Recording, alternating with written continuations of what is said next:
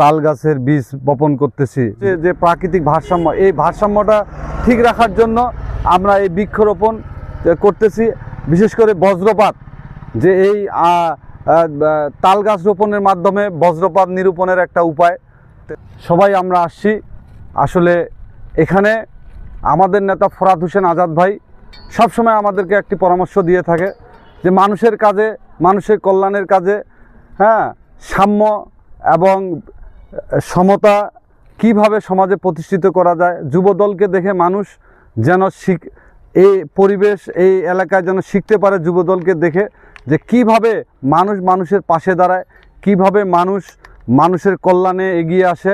এই কাজগুলি আমরা করছি। তাই এটা আমাদের নেতা ফরহাদ হোসেন আজাদ, এবং এই এলাকায় আমরা এটা প্রতিষ্ঠিত করতে চাই আজকের এই চারা রোপণের মাধ্যমে। আপনারা যে উদ্যোগটা নিয়েছেন এটা আসলে একটা কল্যাণকর উদ্যোগ।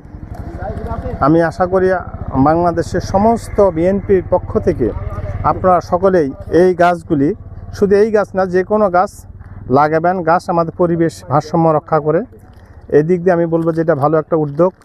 আমি গোলাম মোস্তফা, আমরা যুবদল 3 নং ওয়ার্ড থেকে এই উদ্যোগটা নিয়েছি। আমরা সবাই জানি গাছ আমাদের জীবনের একটি গুরুত্বপূর্ণ অধ্যায়। বৃক্ষ ছাড়া আমরা এই পৃথিবীতে এক মুহূর্ত বাঁচতে পারবো না। 3 নং ওয়ার্ড টাকাহারা থেকে সেই 4 কিলো রাস্তা চুলিয়ার মোড় পর্যন্ত এই কার্যক্রম শুরু করছি। আমাদের দেখে যেন সবাই এই কার্যক্রম উদ্যোগ নেয় এবং পরিবেশের যেন রক্ষা করে, আমাদের ভবিষ্যৎ প্রজন্মকে যেন একটা সুন্দর পরিবেশ আমরা দিতে পারি, এই প্রত্যাশাই আমাদের মূল কারণ।